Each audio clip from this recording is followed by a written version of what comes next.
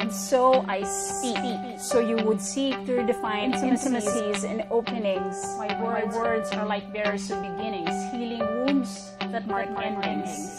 See in this life, every wordsmith, even the monosyllabic is mystic. I am the oracle, awakening the asleep, the ever-present, week after week after week after week.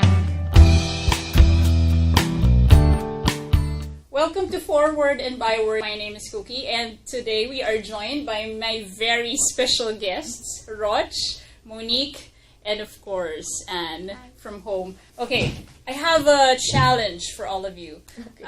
Come up with a two-line story. Two-line story? Now. Yes. About anything? About anything. Okay. It could be your own story. Is there going to be a follow-up question to this? I'll think about it. But yeah, Monique. I'm not a murderer, he said when I asked him about his wife. He said he wanted forever with me. But what he didn't know was that I had no plans of getting old.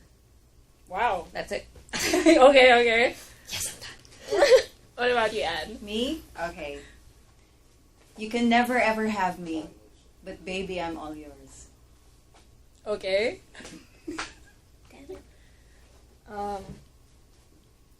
She looked so happy as she walked down the aisle. The entire time that he was at the altar, he was trying hard not to think of someone else's smile. Wow. Instant rhyme. Right? Okay, so what about these stories? What about them? What about these about? stories? Are What they about personal Cookie? stories? Maybe. Okay, Anne. Not really. I'm gonna pick your head on this one. No, not really. I like writing about random emotions. Okay. I like writing about love, unrequited love, forbidden love, Okay. stuff like that. Uy, wala akong sinabi ah. What? Why are you being... Random emotions. Okay. Yeah. Monique. I like writing about murder. Have fun. Murder in the bedroom. Murder in the bed. Yeah, okay. Roch. Me, I like writing about missed connections and also unrequited love. Maybe because I'm too familiar with them. I don't know. No. But no, it's not my own story. It sounds like you are very well versed in the area of love. And Aren't we all? unrequited. Unrequited love. I think a lot of people can actually relate to that. Yeah. Yes. I think we've all gone through it Yep. Oh, yes. more times than we can admit. I'll stop now. Yeah. Okay. Do you guys enjoy participating in quizzes, workshops, and the like? Just to exercise your brain power, your writing skills. Yeah. Yeah, you do. Yes, usually in workshops I like small groups. Participating in small group workshops because it's more intimate and you get to give and receive feedback in just a small group of people. Mm-hmm. What about your experience, you two? Well, I join online challenges when somebody says write about something. I just do it, but I kind of just keep it to myself. The last time I actually did a workshop, a formal workshop thing where you read each other's stuff, is back in college in UP. But after that, it's just mostly when I write something, I'll sleep on it, and then maybe a week later I'll read it again, and then if I think it's kind of okay, I'll send it to writer friends and ask what they think of it. That's it. What about you, Anne? I think the last writing workshop that I've joined was back in college, and that was a long time ago. How long ago was this? But yeah, if you don't necessarily have to answer the question. But yeah. But what I do is I write all the time. It's kind of hard for me to write about something that I don't really feel or I can't relate to. Okay. Yeah, so if someone like gives me a topic and then write about that, that's gonna be hard for me unless it's something that I've experienced in the past. Okay. Yeah, so I write about past experiences, present experiences, and experiences that I would like to experience. Does that make any sense? There, and then and then I ask writer friends, those who are so much better than me, to read my pieces, and I ask for you their do blog, opinion. yes. I've asked for your your opinion on what and things. I've written, diba? Yeah. Fallen. The hardest thing to do is hiding what you feel when your heart seems to be bursting at the seams, when your eyes fail to conceal the strong current of emotion, and you try to force yourself to hide the elation. But deep within you know that every time he's there, your feet barely touch the ground, your soul drifts in midair, and your very being only longs to feel his touch once again, to have him lying close to you and surrender to his hands on your skin. So yes, indeed, the hardest thing is to take it all in stride, when truth be told, all the feelings you hold have taken over your life. Okay, let's talk about the poem you performed. Yes. What would you like to know about it, Cookie? What would you like to know about it? What do you want? What do you want me to ask about it? Well, like I said, I write about random feelings, random emotions. So at one point you felt something in relation to it. Yes. Okay. Yeah. How long ago was that?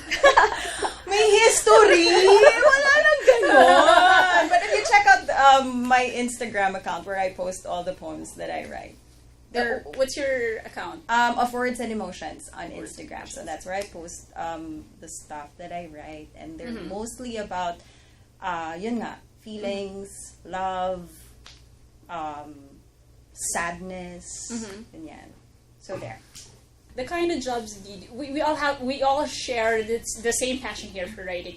In relation to the jobs that you actually do during the day, how does it, like your relationship with words, how does it, is it related in any way with your day jobs? It has nothing to do with what I do. Okay. My day job is I'm a copy editor, but the documents that I edit are all legal documents. So legal. Okay. Legal documents. No, I had to stress that out. Because the one of the company's clients is it's a legal firm, so they're like newsletters and they're actual cases. So they send those out for us to copy edit. So creativity has nothing to do with what I do as a professional. Okay. Yeah. You should come up with a poem in relation to the I know. all the legal stuff that Actually, you... someone already suggested it to me because there's so many legalese terms that are so interesting, and sometimes there are common words in like common words, but in the context of in legal mean totally the same, different thing altogether. So it's interesting. So yeah. So maybe if I practice reading more legal stuff. This piece is called Definitions. When you're told you're beautiful 1,000 times over, at the same time that men keep catcalling you even when you're wearing jeans and a pullover, you realize that beauty coexists with malice, and that the latter is easier to believe. Because beauty doesn't have a face, it changes body size, skin color, and race, and it is difficult to believe that you are something whose definition keeps changing. But malice is much clearer and more solid. You hear it in men's whispers and low whispers of, "Hey, beautiful, wanna get some?" You see it when they look at you up and down as if they have x-ray visions that penetrates only the clothes that you're wearing. You see it when they do a double take to look at you, but focus their eyes on the neckline of your shirt that they think is too low and could peep into You feel it when they touch your knees under the table after buying you one drink, as if that was enough permission. You feel it at the small of your back, their hands traveling downward, set at a straight path, and they're about as subtle as their erection. So the next time you want to reassure someone, remind them that they matter, don't ever call them beautiful, take them out for a walk in the park, buy them their favorite brand of candy, thumb wrestle, and maybe let them win, ruffle their hair in the morning, send a funny video of a puppy yawning, sit with them through tears, through a scary movie, through the pain of forgetting. Tell them that they are not defined by the sins that men have done to them, that their self-worth is not measured by how little these same men look at them. Tell them that they are not locked drawers, unlocked by the mere mention of the word beautiful, that their secrets are not equal to scars. Tell them that they cannot be defined by a single word, and that their self-worth and character take up much more space than 9 letters. Okay, Roch, let's talk about the piece you performed earlier. Yeah, it actually has a specific purpose. The theme is very different from the usual themes I write about, which is about love. So I wrote it specifically for our first anniversary show, and the reason why I chose it is because I just felt like everything I've written about, everything I hear about and write about is all about love, and I wanted to write something different. Something different. Yes, and I didn't want to write, I wanted to write something different, but I didn't want to write about something that I'm not familiar with, and like body image and, strengthening women and, all that issues about like catcalling people. It's very important to me, and I want to encourage people that labeling someone as beautiful, it's not a one-dimensional thing or something like that. So I wanted to write something about that, and it was a challenge for me actually, because we all know that when you try to write poetry, the most accessible emotion is love, from personal experience. So writing about that and channeling other women's experience is a bit challenging for me. I wanted to write something that is relatable, but You never felt oppressed in any way? well, of course As a I've woman, had experiences guys catcalling, and Yes. I think it's actually, it's very sad to say that it's common to a lot of women, but yeah, I wanted to let people know that just because it's a common thing that's happening, that it's not okay. Yes. So yeah, that it was a challenge, and I had fun writing it. Have you ever experienced being called names, like catcalling? Yeah. The both of you. How did you deal with it? Yeah, well, I'm different. Did I guess. it bother you? No, I don't mind it. Don't have time for that. Usually you just ignore it. I'm too beautiful for that. But usually you just ignore it. Yeah, but you don't accept it. You know that it's not right, but you just don't say anything about it usually. Yeah. Okay, Monique used to work as a bartender. Long time Yeah. ago. Yeah. What do you I've do done now? a lot of things. Okay, I was a bartender for a very long while. I was also an art director, but for web design, and then now I do project management still for web, and we'll transition into having our own creative department. Oh wow. Hopefully soon. And I don't know, the creative aspect of my job is more visual than than anything to do with words, but I guess it helps to be able to write properly and speak properly, because tact is kind of a huge factor when you deal with clients, especially when it comes to explaining creative stuff.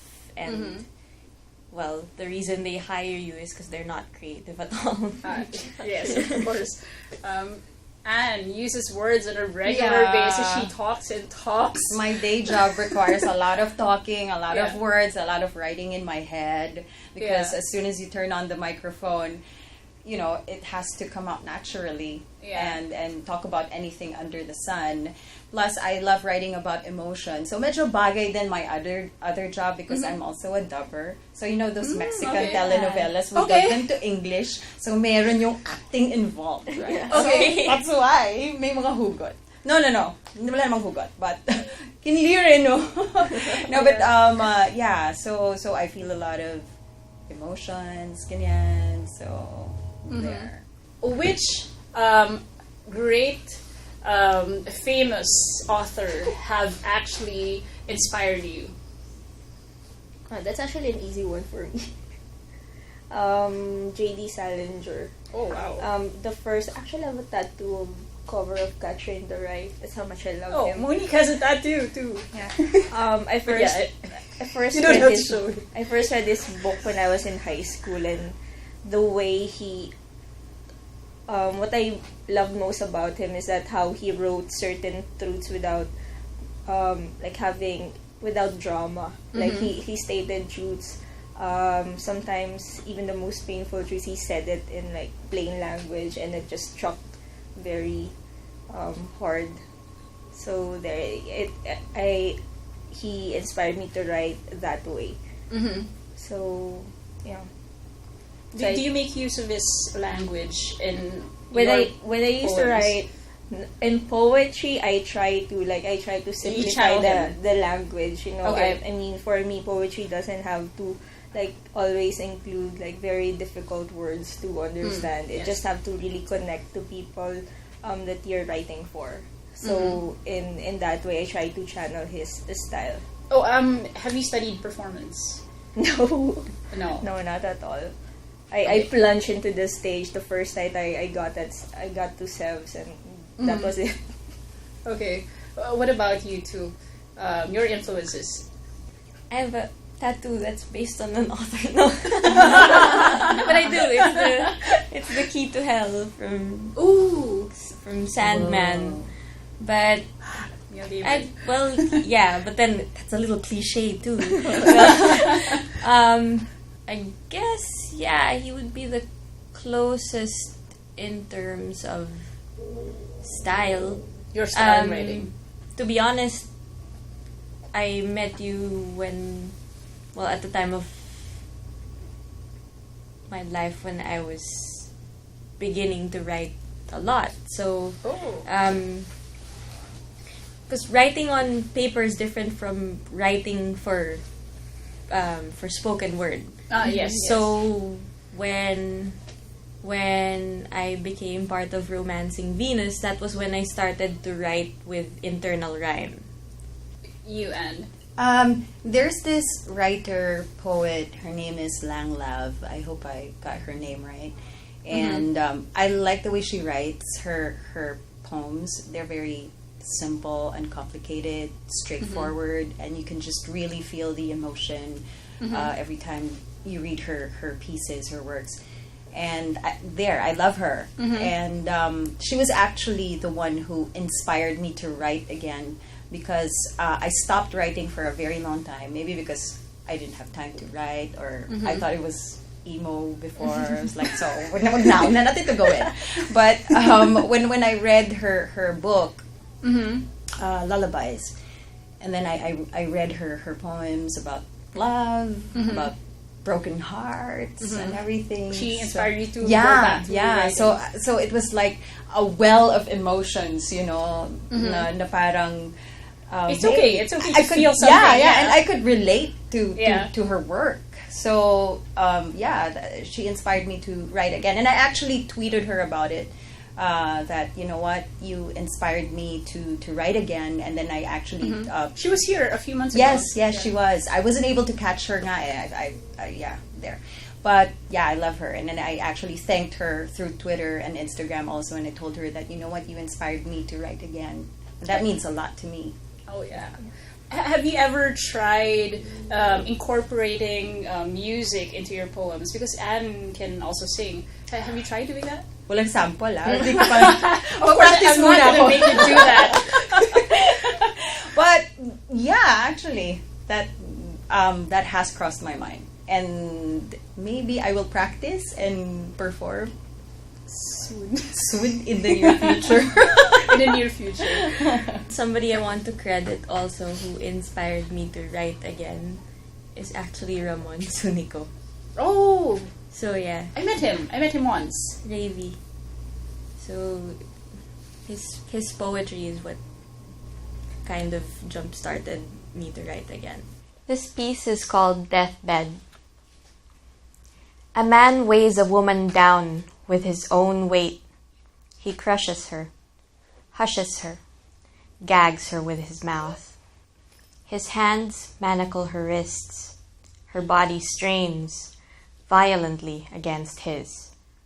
She's desperate. And she screams and moans and begs and pleads. He stabs her. Over and over he stabs her, murders her. On stained sheets she lies, broken, silenced, weak, and quivering. She mutters God's name, and she shuts her eyes. Night after night she dies, and yet she is a willing victim. Why, she even commits suicide sometimes, when the man isn't around. She loves death, carnal as it may be. Maybe it's because she gets to heaven each time. Let's talk about actually annihilating someone, you know. No, I was just kidding about the whole murder thing. It just happened to be kind of in line with what we were doing earlier. Let's see. That piece is actually very old. Like, college old. Okay. What made you come up with those emotions? What made you write about it? What inspired you to... Drunken stupor. No, I'm kidding. It happens, actually. Yeah, it might have been. I don't remember. I guess the friends who've read it are the ones who are more into it than I am. But I like it. Oh, thank you. Yeah. Yay. Okay, that's the only thing that counts now.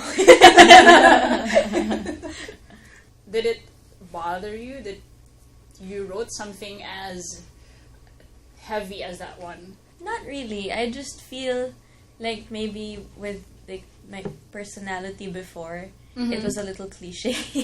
Oh, okay. I think we So- all went through that phase. So exactly. So I feel like Yeah. it might have already been passé, and I Yeah. might not already be, It's not your character now. probably. Okay. It's somewhere in there. What do you write about lately? Like less Depends. violent stuff. Still pretty violent. Okay. No, because to be honest, I haven't been able to write a lot Mm-hmm. recently. I've spent a lot of time doing other violent things. No. I've gotten into competitive shooting. So Do you mind sharing? no, Elaborate. I train. Save this off cam. I train with guns. Gun for hire, no. So, yeah, I've been spending a lot of time training for, competitive shooting. And I've been meaning to write a piece about target shooting. guns Yeah. and stuff. I just haven't had the time to because my weekends are all about that. And then, the weekdays are about my day job. I've written a few things lately, but it's mostly like when you feel something very fleeting and then you think, hey, that's a nice line, and then you just work around it, and then you pad stuff before it and after it, and then it turns into this long string of words, and that's that. Okay, any last words you'd want to share to our viewers? The things that inspire you. You know, quotes. What else? The things that inspire me, doing spoken word, I think one of the most inspiring things to experience is how people's reception to what you do.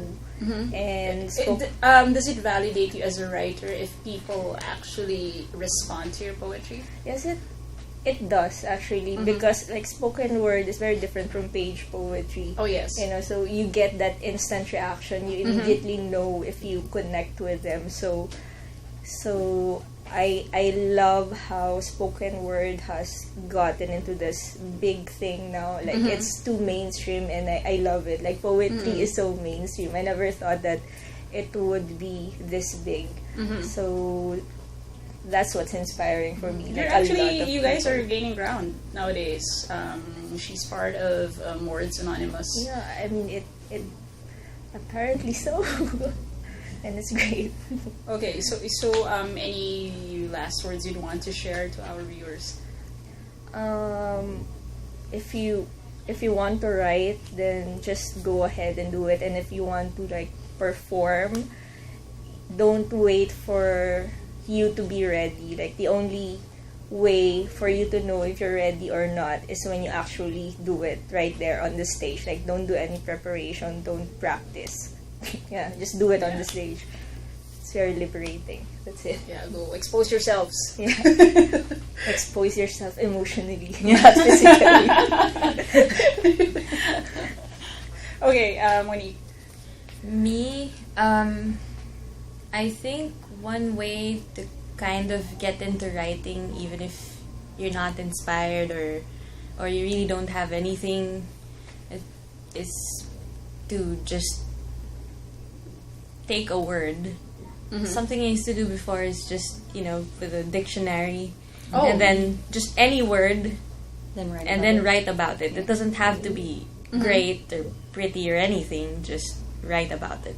And then the next thing you know, you have like a dozen things that you've written that you like out of the 100 that you've written. And it's not so bad. That's actually a good exercise. Yeah. Yeah, you, Anne. Well, me, what I do is I just always bring a notebook so that when I feel something, sometimes because you're in a situation where all these words are playing in your head and you just want to put them together. So having a notebook around really helps. So I have this poetry notebook with all my stuff there.